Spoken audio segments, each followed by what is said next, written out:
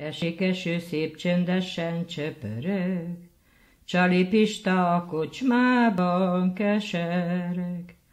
Kocsmárosné bort hozzon az asztalra, legszebb lányát állítsa ki a posztra.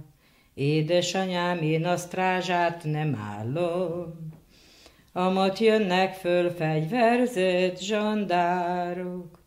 Csali Pista nem vette ezt tréfára, fölugrott a kis pejlova hátára.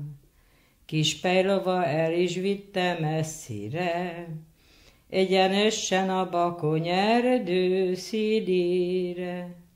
Lovalába még botlott egy fenyőbe, ott fogták el Csali Pistát örökre. Csali Pistát föltették a kocsira, busan kérdé, hol az ő kis pejlova.